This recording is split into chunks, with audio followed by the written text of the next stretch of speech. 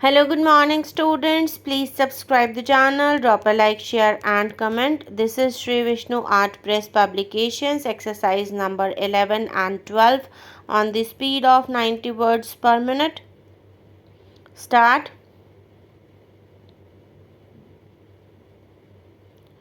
Mrs. Monica was examined as PW1 and she asserted in her sworn testimony that on the date of incident at about 2 p.m.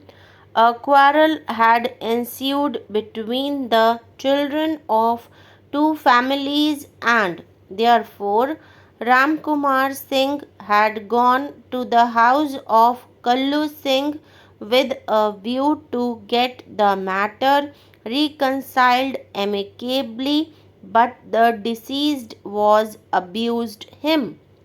It is further asserted by her that at about 7 p.m. on May 30, 1983, when she, along with her deceased husband and son Ravi Kumar, was returning from market, they were accosted near the house of Kallu Singh, who was standing on the road in front of his house, and that the appellant, who was having a gun, had fired a shot at the deceased, as a result of which the deceased had fallen down on the road. Though this witness was cross examined searchingly, nothing could be elicited to establish that the appellant and others were falsely implicated in the case because of enmity. Her testimony gets complete corroboration from the contents of FIR lodged by her. The courts below, on appreciation of evidence, have held that the FIR was neither ante-timed nor delayed and that the same was filed promptly. It is well settled that when soon after the occurrence the FIR is lodged at the police station, false story being cooked up or false implication of accused stands ruled out. The testimony of wife of the deceased also gets complete corroboration from the testimony of witness Ravi Kumar, who was examined as PW2. Witness Ravi Kumar has also stated that the appellant had fired a shot from his gun at the deceased, as a result of which the deceased had died.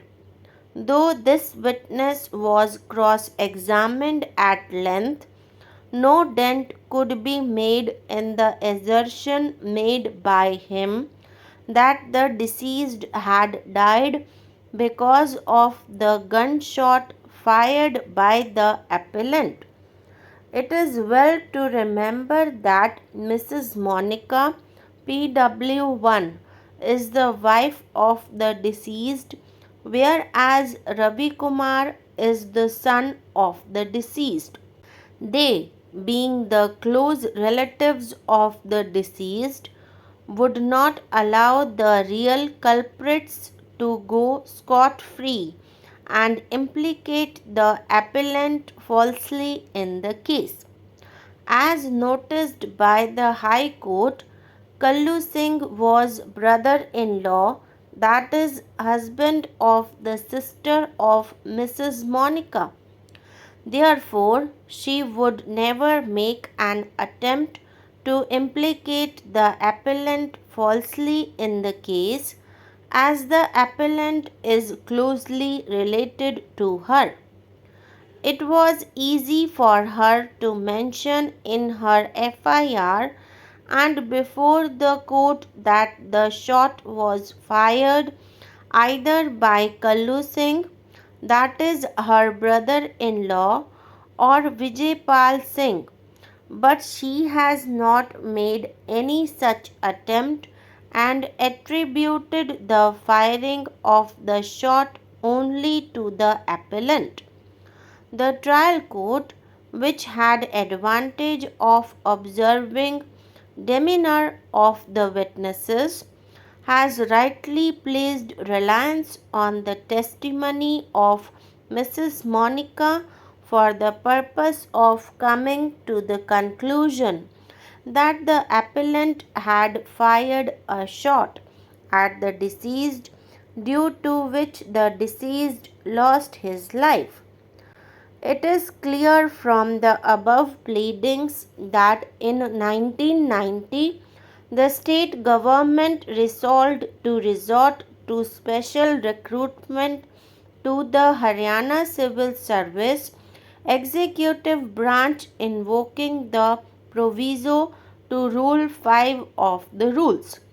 Pursuant thereto, it issued the notifications dated December 20, 1990. The names of the candidates were forwarded by the state government to the HPSC for selection. The HPSC commenced the selection process and interviewed certain candidates. In the meantime, on account of an undertaking given by the Advocate General to the High Court at the hearing of C.W.P. number 1201 of 1991 and allied writ petitions, the state government was required to forward the names of the candidate belonging to two other departments of the state government. Before it could do so, the new government came into power and it reviewed the decision of the earlier government and found the criteria evolved by the earlier government unacceptable and also noticed certain infirmities in the matter of forwarding the names of eligible candidates. It, therefore, resolved to rescind the earlier notifications of December 20, 1990 and January 25, 1991. It will thus be seen that at the time when the writ petition which has given rise to the present proceedings was filed, the state government had withdrawn the aforesaid two notifications by the notification dated December 30, 1991. The stage at which the last mentioned notification came to be issued was the stage when the HPSC was still in the process of selecting candidates for appointment by special recruitment. During the pendency of the present proceedings, the state government finalized the criteria for special recruitment by the notification of March 9, 1992. Thus, the HPSC was still in the process of selecting candidates and had yet not completed and finalized the select list, nor had it forwarded the same to the state government for implementation. The candidates, therefore, did not have any right to appointment. There was, therefore, no question of the High Court granting a mandamus or any other writ of the type sought by the appellants. The law in this behalf appears to be well settled. In the state of Haryana versus Subhash Chandra and others, 1974 SCC 165, This court held that the mere fact that certain candidates were selected for appointment to vacancies pursuant to an advertisement did not confer any right to be appointed to the post in question to entitle the selectees to a writ of mandamus or any other writ compelling the authority to make the appointment. In that case, an advertisement was issued stating that there were 50 vacancies in the Haryana Civil Service Judicial Branch. An examination was held by the HPSC and 40 candidates passed the said examination with the required minimum 45% marks. Their names were published in the Government Gazette. The state government, the appointing authority, made 7 appointments out of the said list in the order of merit. Respondents who ranked 8, 9, and 13 respectively in that list did not get an appointment although there were vacancies.